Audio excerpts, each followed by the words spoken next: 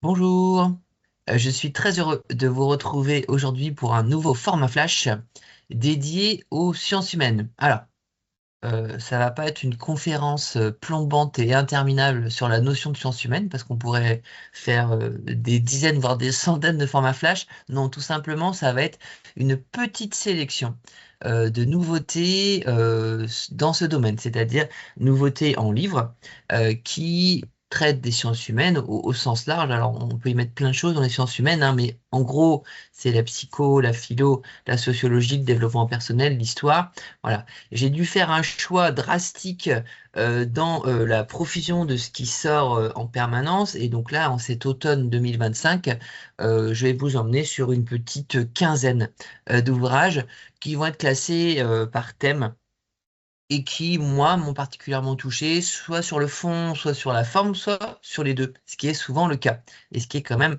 plus intéressant. Alors, la première catégorie, ça va être l'histoire.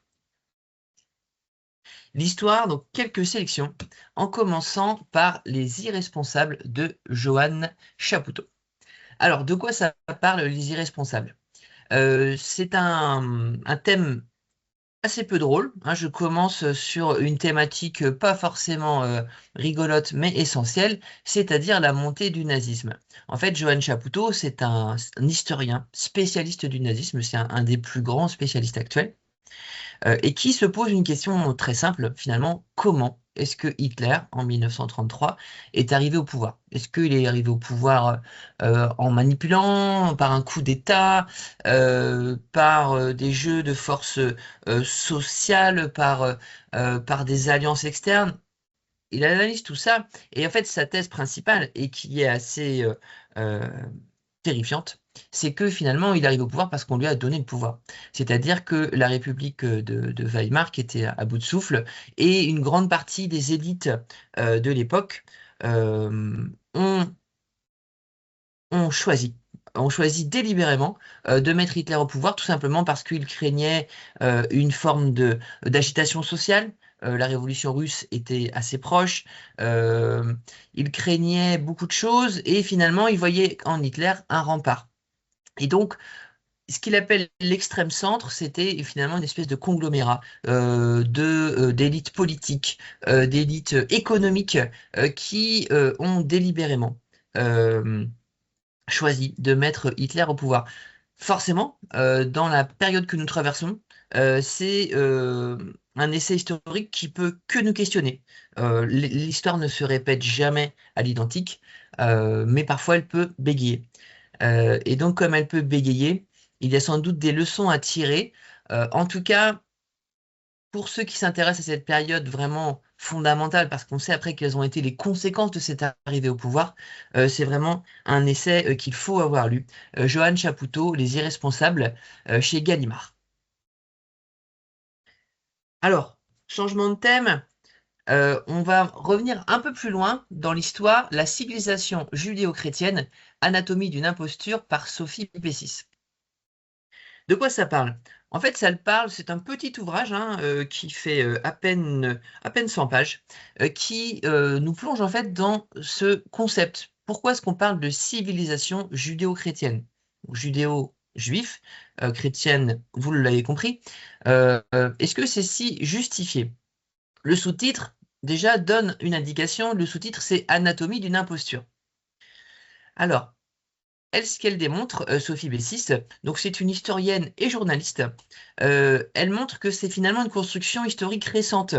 Ça s'est surtout développé, cette expression, après la Shoah, après 1945. Vous voyez qu'il y a un petit lien avec le livre d'avant.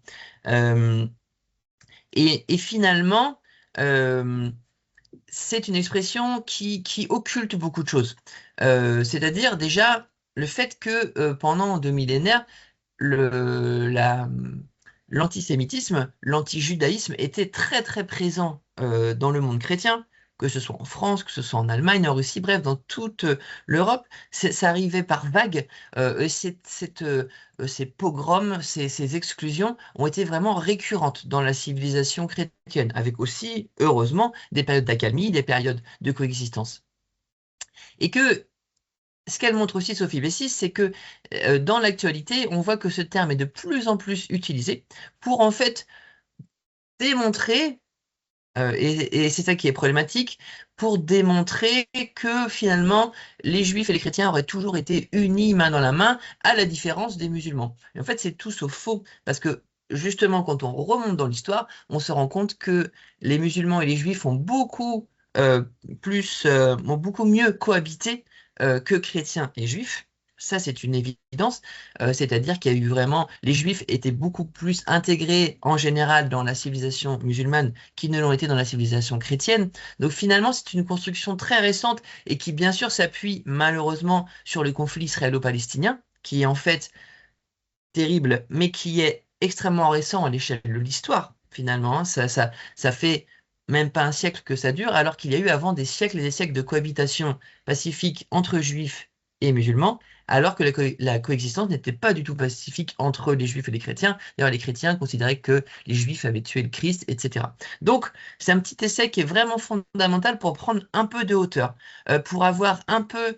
euh, pour prendre de la distance avec des concepts chocs, comme justement le fameux choc des civilisations, qui est une construction, hein, vraiment une construction très forte, ça permet de relativiser, ça permet de créer de la nuance, et la nuance dans le débat, c'est vraiment quelque chose qui est essentiel actuellement. Ça s'appelle donc La civilisation judéo-chrétienne, anatomie d'une imposture, édité par Les Liens qui libèrent, par Sophie Bessis.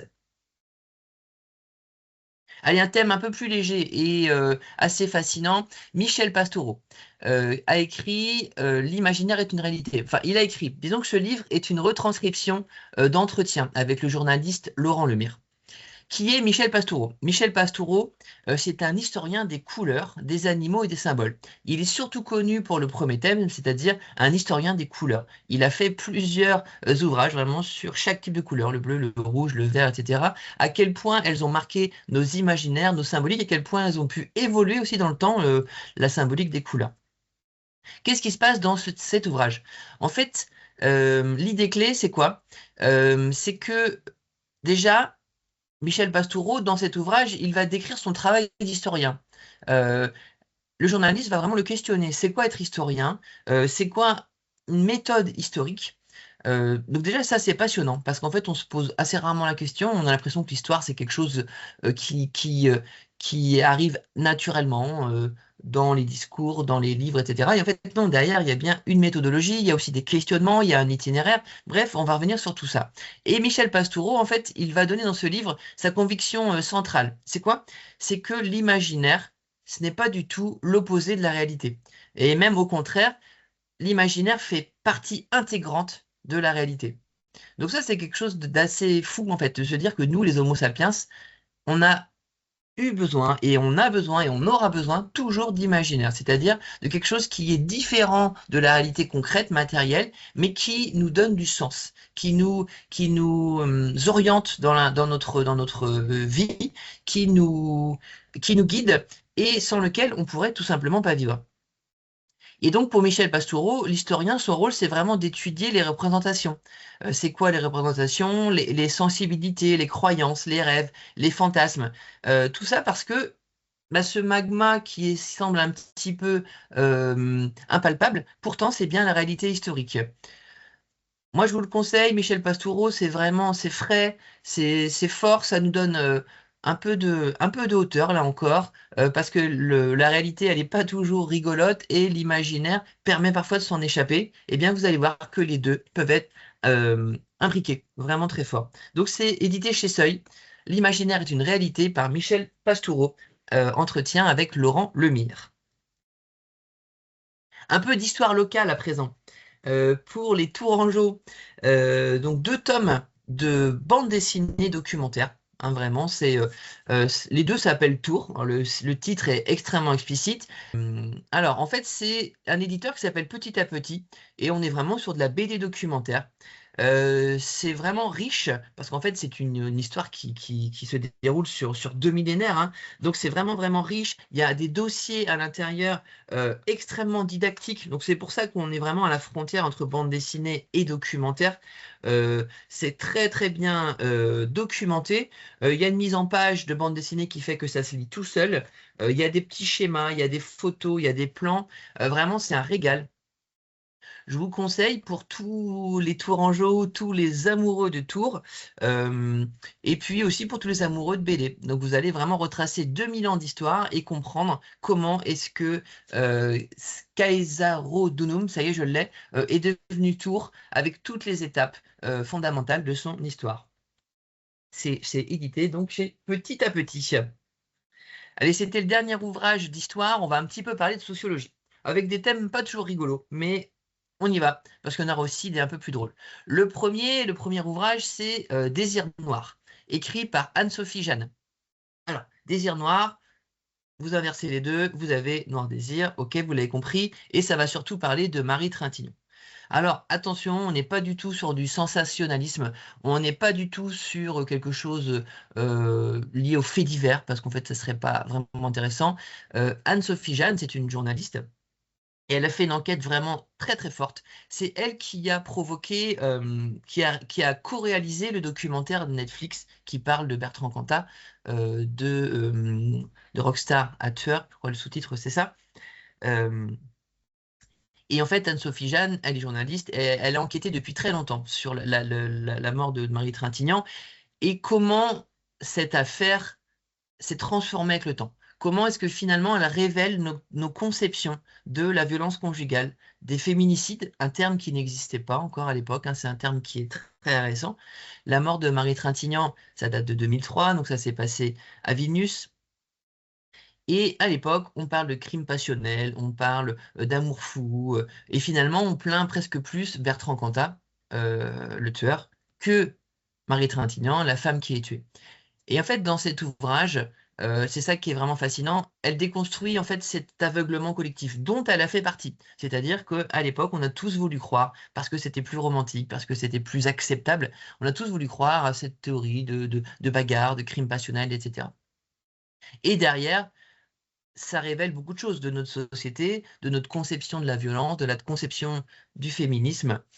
C'est vraiment un livre très fort, c'est très bien écrit, c'est vraiment documenté, c'est assez glaçant pour ça, mais c'est une lecture fondamentale parce qu'en fait on a besoin d'avancer, on a besoin d'exorciser et d'imaginer un monde de meilleur entre hommes et femmes parce que vraiment quand on se plonge là-dedans, c'est pas le seul ouvrage du genre, on ne peut qu'être terrifié parce que ça révèle.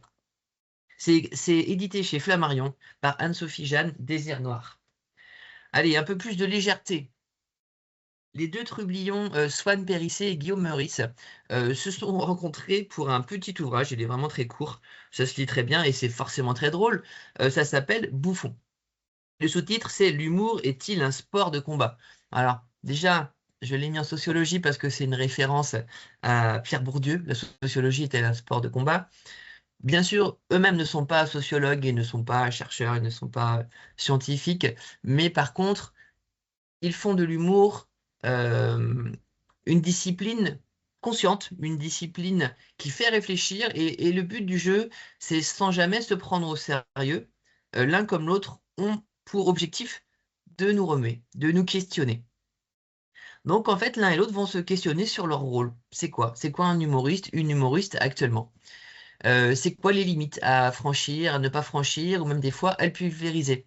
Euh, et, et une question centrale, en fait, qui vraiment, dans notre monde actuel, est venue vraiment redistribuer les cartes sur l'humour, c'est finalement, est-ce qu'on peut rire des faibles comme des puissants? Est-ce que tous les types d'humour se valent? C'est vraiment une question fondamentale et pas simple.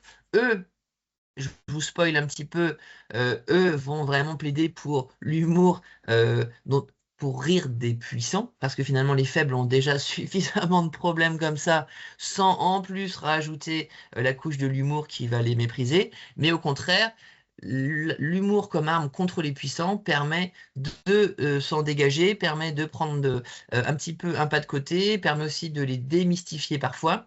C'est vraiment fort parce que le fait que ce soit un dialogue avec beaucoup d'autodérision, c'est pas des donneurs de leçons, c'est pas des penseurs, c'est avant tout des humoristes, mais ça va vous faire vous questionner sur ce que représente l'humour aujourd'hui et ce qu'il pourrait représenter demain. Ça s'appelle donc Bouffon. L'humour est-il un sport de combat par Swann Périssé et Guillaume Meurice. Le prochain ouvrage s'appelle Les femmes aussi sont du voyage, sous-titré L'émancipation par le départ. C'est écrit par Lucie Azéma. On aurait largement pu le mettre aussi en géographie. On peut aussi le mettre en sociologie. On est vraiment sur quelque chose d'assez hybride. De quoi ça parle? De quoi ça parle? En fait, c'est une journaliste et aussi voyageuse, Lucie Azéma, qui va se plonger sur son itinéraire de voyageuse, mais va le nourrir de réflexions liées à d'autres voyageuses. Quelles ont été les femmes qui, les premières, ont osé partir? En fait, partir en voyage pour une femme, qui plus est pour une femme seule, ça peut paraître banal et c'est tout sauf banal. Dans l'histoire, ça a pu être extrêmement dangereux, extrêmement mal vu. Et beaucoup de femmes se sont auto-empêchées, se sont auto-censurées dans cette quête du voyage. Et donc, Lucie Azéma démonte tous ces mécanismes. Elle va très loin, hein, elle part jusqu'à Pénélope et Ulysse. Vous voyez, c'est un petit peu le mythe primordial de la femme qui reste à la maison à attendre et de l'homme voyageur, l'homme aventurier. Comment est-ce que dans cette espèce de mythe qui enferme les femmes, au contraire, il y a toujours eu des pionnières, il y a toujours eu des femmes qui ont osé s'affirmer, qui ont osé partir. Alors on pense bien sûr à Alexandra David-Néel, mais on pense aussi à Nelly Bly, Isabelle Ebelhart, Ella Maillard, etc. Elle cite plein d'exemples que moi je ne connaissais pas à la base et qui en fait donnent un peu d'autres possibilités, d'autres imaginaires pour les femmes qui auraient envie et qui s'empêcheraient, mais aussi pour les hommes dans leur rôle vis-à-vis de ce voyage féminin. Pourquoi est-ce qu'il pose problème? Et pourquoi ça ne pose pas problème à un homme? Donc c'est vraiment un essai qui est très vivifiant parce qu'en fait, derrière, on voit que c'est possible. On voit que heureusement, on n'est pas dans le mythe éternel de Pénélope qui attend à la maison à tricoter son ouvrage. Donc ça donne de l'espoir, c'est très vivifiant. Et c'est une belle lecture chez Flammarion. Lucie Azéma, Les femmes aussi sont du voyage, l'émancipation par le départ. Nouvelle catégorie, un peu fourre-tout, j'en conviens, mais je l'assume, c'est le développement personnel. Alors, développement personnel, on peut y mettre plein de choses. Il y a beaucoup de choses, souvent de faible qualité. On est obligé de nous faire un tri en tant que bibliothécaire. Et puis parfois, heureusement, il y a des perles et ça fait du bien. Parce que la lecture, oui, ça sert aussi à ça. Ça sert aussi à s'améliorer soi-même. Ça sert aussi à se questionner sur ses mécanismes intérieurs. Ça sert aussi, du coup, à trouver des portes de sortie. Le premier que j'adore, c'est mon petit chouchou, c'est Fabien Olicard. Fabien Olicard, c'est à la fois un mentaliste, quelqu'un de fasciné aussi par la psychologie, qui pratique aussi un peu la prestidigitation, je crois que je l'ai bien dit, et qui se définit lui-même comme un procrastinateur abstinent. Alors, ce livre, il s'appelle donc Ce livre vous fera gagner du temps, sous-titré Révolutionner votre vie. Et c'est la suite d'un premier ouvrage qu'il avait écrit déjà sur la question du temps. Et pourquoi lui se décrit comme un procrastinateur abstinent? Tout simplement pour nous faire déculpabiliser. On est tous et toutes des procrastinateurs, des procrastinatrices, c'est-à-dire des gens qui remettons à plus tard, des gens qui savent pas très bien gérer le temps, qui disent tout le temps j'ai pas le temps, j'ai jamais le temps, etc. Et donc lui, il propose vraiment de briser cette illusion, ce qu'il appelle une illusion, c'est-à-dire le manque de temps. Finalement, il va essayer de nous faire comprendre quels sont les pièges donc de la procrastination. Il va nous aider à organiser notre énergie, notre attention au service de journées mieux structurées. Il va aussi nous questionner sur la notion de temps de qualité, parce qu'en fait, le temps, c'est quelque chose de très relatif. Il y a des temps qui sont pas intéressants, il y a des temps au contraire qui sont vraiment vivifiants, qui sont enrichissants. Et donc, on est presque aux frontières de la philosophie de vie, et finalement sur cette question fondamentale qui vous a forcément à un moment ou à un autre percuté. Pourquoi j'ai pas le temps? Pourquoi le temps me file entre les doigts? Eh bien, peut-être que vous allez glaner quelques petits trucs et astuces grâce à ce livre très drôle, c'est très bien écrit, la mise en page est vraiment agréable. Par Fabien Olicard, ce livre vous fera gagner du temps. Et c'est édité chez First Édition. Le prochain ouvrage, donc en développement personnel, là on est vraiment sur un pur produit de développement personnel. C'est écrit par Louise Hay et c'est un véritable best-seller. Il en faut aussi en bibliothèque. On a des choses très pointues, on a des choses grand public, on a des choses avec une très bonne critique, on a des choses avec beaucoup de succès commercial. Voilà, la bibliothèque, c'est le lieu des rencontres et le lieu de toutes les hybridations. Celui-ci, vraiment dans le flot de ce qui sort en développement personnel, je trouve qu'il se démarque parce que il est vraiment très concret sur cette intuition qui est souvent récurrente dans les livres de développement personnel, c'est-à-dire que nos pensées peuvent parfois nous enfermer et que nous pouvons nous sentir un petit peu déterminés, un peu piégés par ce que nous sommes, par ce que notre passé a fait de nous. Et donc ce livre parle plein d'exercices pratiques, et c'est ça, je pense, qui a fait son succès, par plein d'exercices pratiques de visualisation, de méditation, de quiz, va vraiment nous aider à briser certains automatismes et à développer des nouvelles manières de voir le monde et notamment plus positives, en se dégageant un petit peu de certaines ruminations que tout un chacun peut avoir. L'idée maîtresse, c'est vraiment que nous sommes les seuls maîtres de nos pensées. Alors, on pourrait opposer à ça plein de nuances, plein de critiques, parce que finalement, nous sommes forcément un petit peu le produit de notre civilisation, de notre histoire, de notre famille, que sais-je. Mais malgré tout, sur cette petite part de liberté, ce livre nous offre des perspectives finalement, de nous libérer de ce qui nous entrave et d'aller vers quelque chose, vers une existence un peu plus légère et un peu plus positive où nous allons du coup rayonner sur les autres.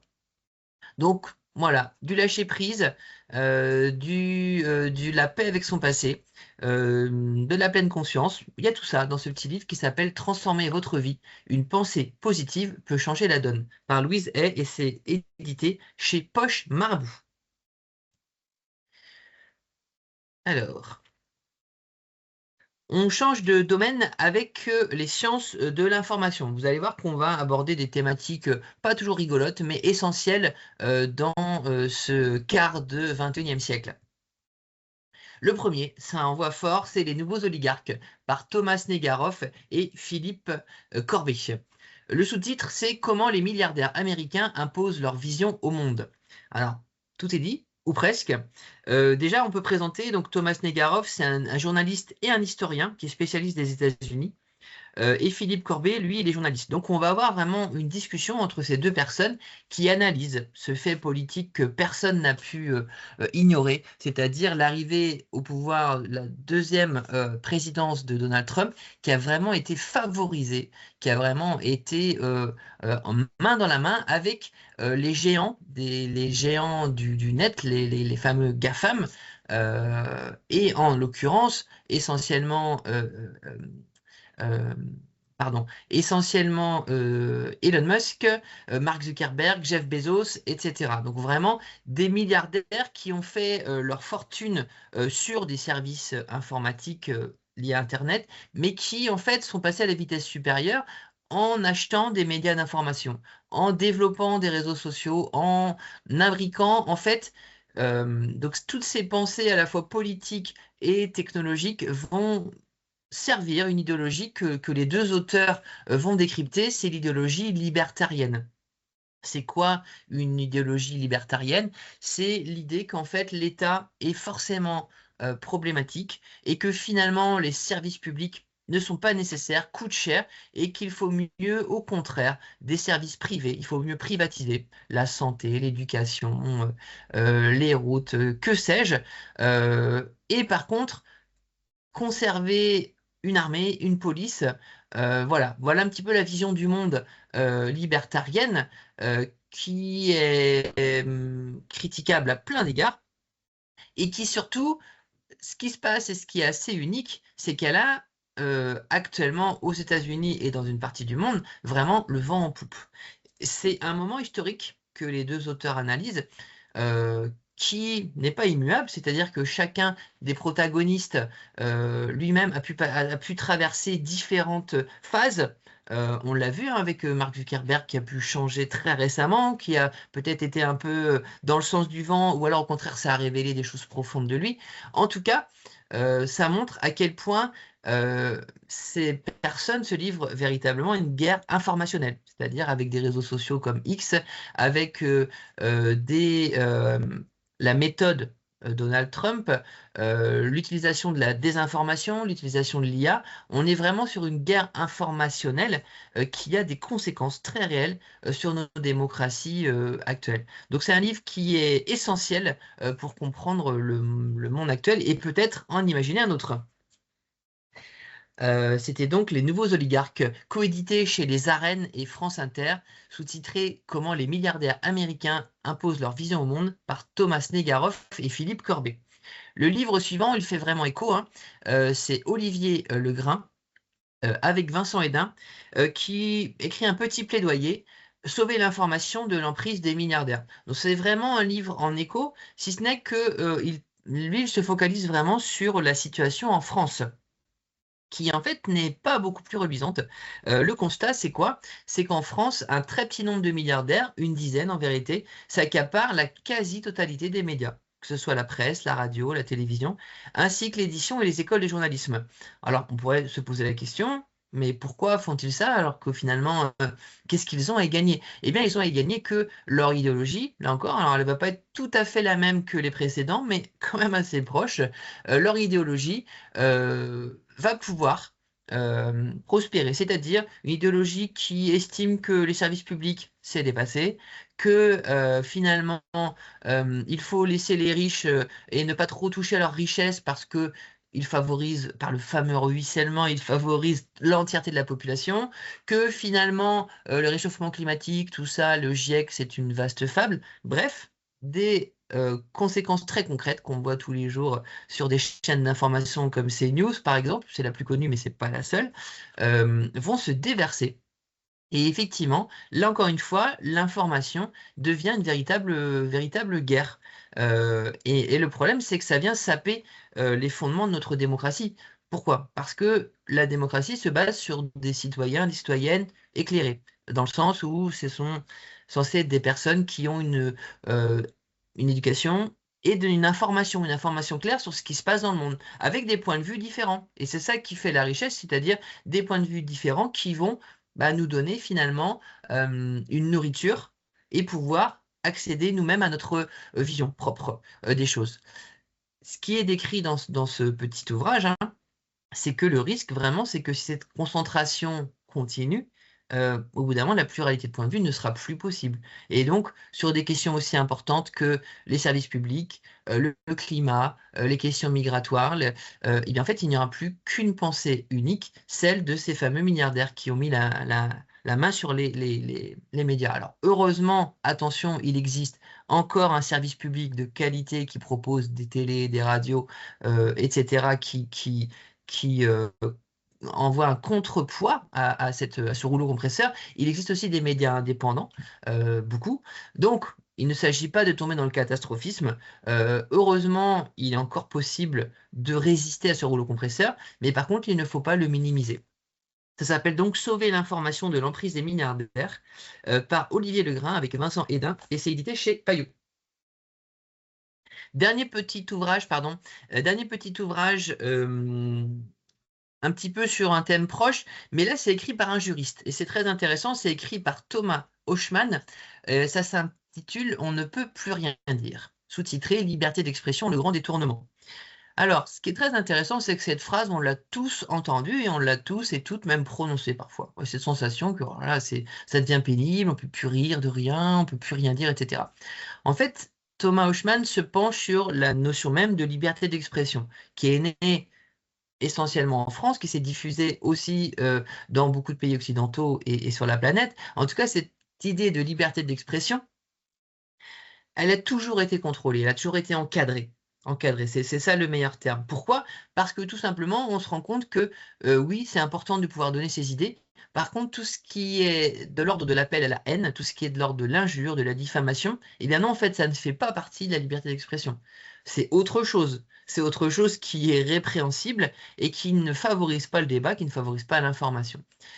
Donc, derrière cette phrase, on ne peut plus rien dire. En fait, c'est souvent un aveu de ben oui, ah, ça m'arrangeait quand je pouvais avoir des blagues sexistes, homophobes, racistes, où on pouvait à la télé, etc., sur des médias d'ampleur, voir des paroles problématiques qui nous faisaient plus ou moins rire, qui nous... Eh bien en fait, non, elles étaient déjà problématiques, elles le sont encore plus aujourd'hui, et en fait, derrière cette phrase, il y a une espèce de passé fantasmique qui n'a jamais vraiment existé.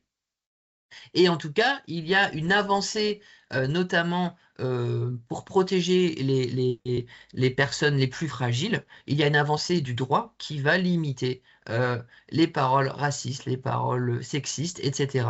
Et qu'en fait, bien heureusement, on ne peut pas tout dire parce qu'il y a des choses qui sont du ressort de l'injure, qui sont du ressort de l'attaque et qui ne font pas partie de la liberté d'expression. Donc c'est vraiment un petit livre écrit par un juriste qui est très très percutant dans les temps actuels. Allez, dernier livre, beaucoup plus léger et néanmoins essentiel pour le monde des bibliothèques, dont je fais partie.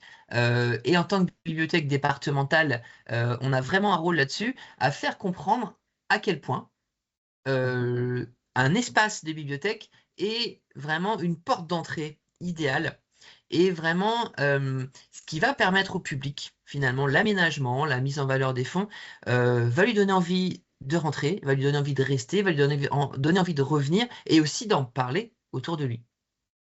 Nicolas Bedon, il est assez connu du monde des bibliothèques parce qu'il a été non seulement directeur de bibliothèque à Caen, il est devenu depuis formateur indépendant et vraiment, lui, son credo, c'est quoi? C'est de dire, inspirons-nous de ce qui se passe dans les librairies. Dans les librairies, comment les livres sont agencés, comment la lumière, comment la décoration, comment cet espace fait qu'on se sent bien, on a envie de rester, on a envie de revenir.